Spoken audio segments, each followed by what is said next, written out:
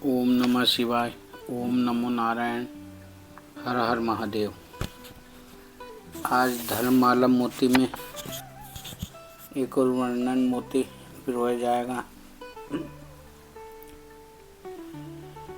सूत जी कहते हैं, महर्षियों जब नारद मुनि इच्छा अनुसार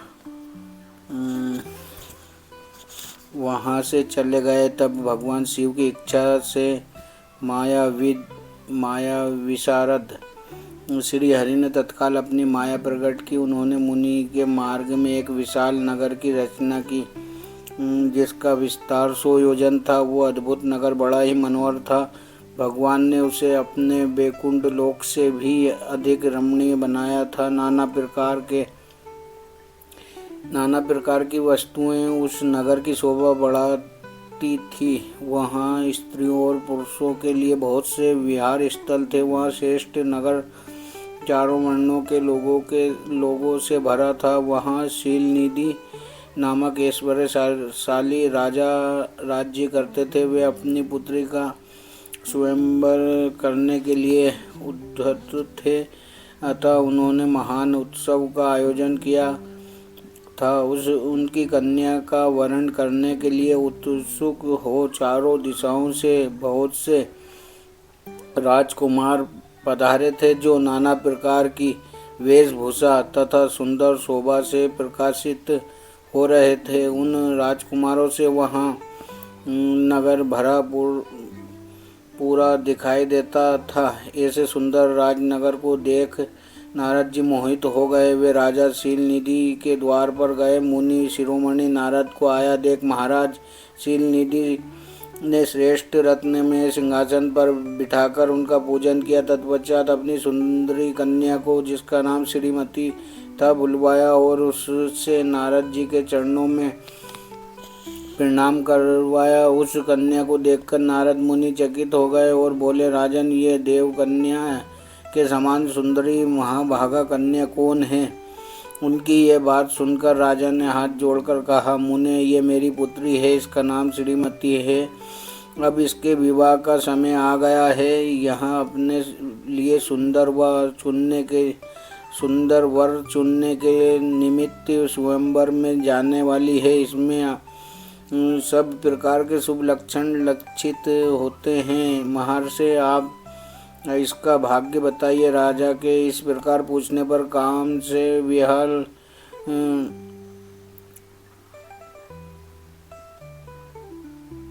हुए मुनि श्रेष्ठ नारद उस कन्या को प्राप्त करने की इच्छा मन में लिए राजा को संबोधित करके इस प्रकार बोले, भूपाल, आपकी ये पुत्री समस्त शुभ लक्षणों से संपन्न है, परम सौभाग्यवती है। आपने परम भाग्य के कारण ये धन्य है और साक्षात लक्ष्मी की भांति समस्त गुणों की आगार है। इसका भावी पति निश्चय ही भगवान शंकर के समान वैभवशाली, सर्वेश्वर, किसी से पराजित न होने वाला, वीर, काम विजयी तथा संपूर्ण देवताओं में श्रेष्ठ होगा। ऐसा कहकर राजा से विदा ले इच्छा अनुसार विचारने वाले नारद मुनि वहाँ से चल दिए। वे काम के वशीभूत हो गए थे, जिस शिव की माया ने उन्हें विशेष मोह में डाल दिया था। वे मुनि मन ही मन सोचने लगे कि मैं इस राजकुमारी को कैसे प्राप्त करूं। स्वयंवर में आए हुए नरेशों में से सबको छोड़कर ये एकमात्र मेरा ही वरण करे, ये कैसे संभव हो सकता है? समस्त नारियों को सौंदर्य सर्वथा प्रिय है। सौंदर्य को देखकर ही वो प्रसन्न पूर्वक मेरे अधीन हो सकती है, इसमें संशय नहीं है। ऐसा विचार कर काम से विहल हुए मुनिवर नारद भगवान विष्णु का रूप धारण करने के लिए तत्काल उनके लोक में जा पहुँचे। वहाँ भगवान विष्णु को प्रणाम करके वे इस प्रकार बोले, भगवान, मैं एकांत में आपसे अपना सारा वेदांत कहूँगा। तब बहुत अच्छा कहकर लक्ष्मीपति श्री हरि नारद जी के साथ एकांत में जा बैठे और बोले, मुने, अब आप अपनी बात कहिए। तब नारद जी ने कहा, भगवान, आपके भक्त तो जो राजा शीलनिधि है, वे सदा धर्म पालन में तत्पर रहते हैं। उनकी एक विशाल लोचन कन्या है, जो बहुत ही सुंदरी है।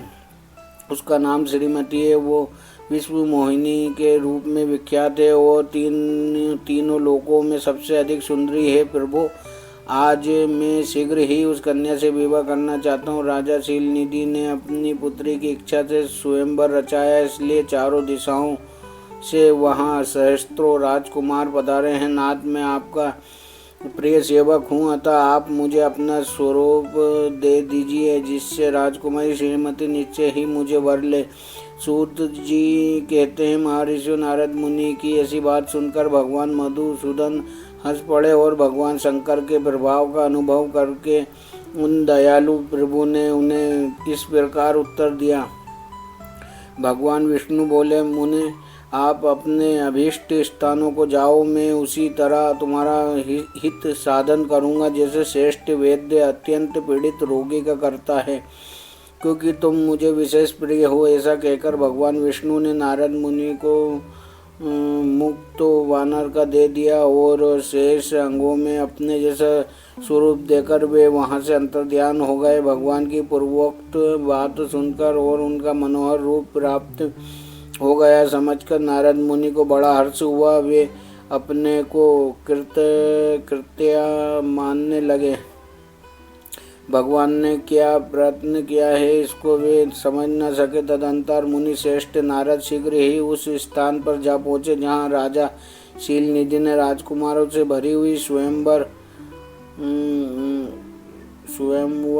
सभा का आयोजन किया था। विप्रवरो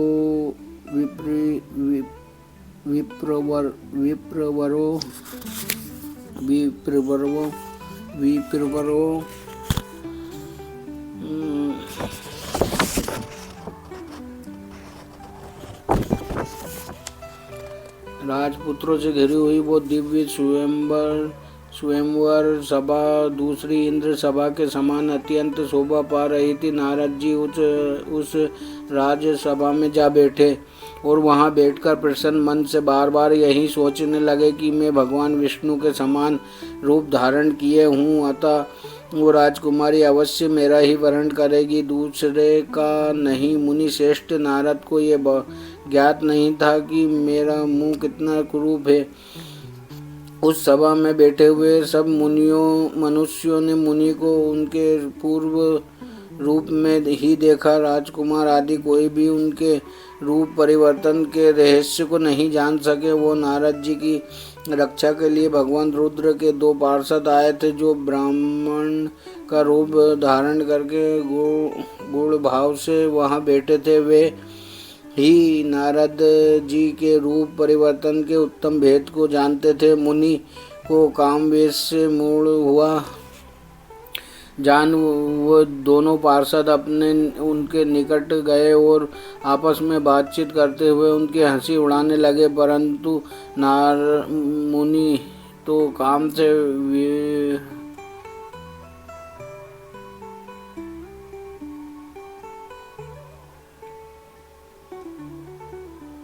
विह्वल हो रहे थे अतः उनकी यथार्थ बात भी अनसुनी कर दी। वे मोहित हो श्रीमती को प्राप्त करने की इच्छा से उसके आगमन की प्रतीक्षा करने लगे। इसी बीच में वो सुंदरी राजकन्या स्त्रियों से घिरी हुई अंतपुर से वहाँ आई। उसने अपने हाथों में सोने की एक सुंदर माला ले रखी थी। वो शुभ लक्षणा राजकुमारी स्वयंवर के मध्य भाग में लक्ष्मी के समान खड़ी हुई अपूर्व शोभा पा रही थी। उत्तम व्रत पालन करने वाली वो भूप कन्या माला हाथ में लेकर अपने मन के अनुरूप वर का अन्वेषण करती हुई सारी सभा में भ्रमण करने लगी। नारद मुनि का भगवान विष्णु के समान शरीर और वानर जैसा मुंह देखकर वो कुपित हो गए और उनकी ओर से दृष्टि हटाकर प्रसन्न मन से दूसरी ओर चली गई। स्वयंवर सभा में अपने मनोवांछित वर को न देखकर वो भयभीत हो गई। राजकुमारी उस सभा के भीतर चुपचाप खड़ी रही। उसने किसी के गले में जयमाला नहीं डाली। इतने में ही राजा के समान वेशभूषा धारण किए भगवान विष्णु वहाँ पहुँचे। किन्हीं दूसरे लोगों ने उनको वहाँ नहीं देखा, केवल उस कन्या की ही दृष्टि उन पर पड़ी। भगवान को देखते ही उस परम सुंदरी राजकुमारी का मुख प्रसन्नता से खिल उठा। उसने तत्काल ही उनके कंठ में वो माला पहना दी। राजा का रूप धारण करने वाले भगवान विष्णु उस राजकुमारी को साथ लेकर तुरंत अदृश्य हो गए और अपने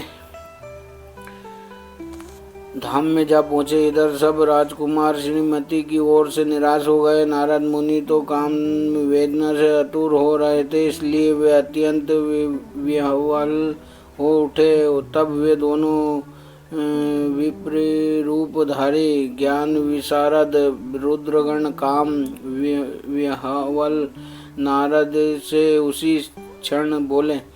रुद्रगणों ने कहा, हे नारद, हे मुने, तुम व्यर्थ ही काम से मोहित हो रहे हो और सौंदर्य के बल से राजकुमारी को पाना चाहते हो। अपना वानर के समान घृणित मुंह तो देख लो। सूत जी कहते हैं, महर्षियों, उन रुद्रगणों का ये वचन सुनकर नारद जी को बड़ा विस्मय हुआ। वे शिव की माया से मोहित थे। उन्होंने दर्पण में अपना मुंह देखा। वानर के समान अपना मुंह देख वे तुरंत ही क्रोध से जल उठे और माया से मोहित होने के कारण उन दोनों शिव गणों को वहाँ श्राप देते हुए बोले, अरे तुम दोनों ने मुझ ब्राह्मण का उपहास किया है, अतः तुम ब्राह्मण के वीर्य से उत्पन्न राक्षस हो जाओ। ब्राह्मण की संतान होने पर भी तुम्हारे आकार राक्षस के समान ही होंगे। इस प्रकार अपने लिए शाप का सुनकर वे दोनों ज्ञानी शिरोमणि शिवगण मुनि को मोहित जानकर कुछ नहीं बोले। ब्राह्मणों ने सदा सब घटनाओं में भगवान शिव की ही इच्छा मानते थे, अतः उदासीन भाव से अपने स्थान को चले गए और भगवान शिव की स्तुति करने लगे। ओम नमो नारायण। हर हर महादेव।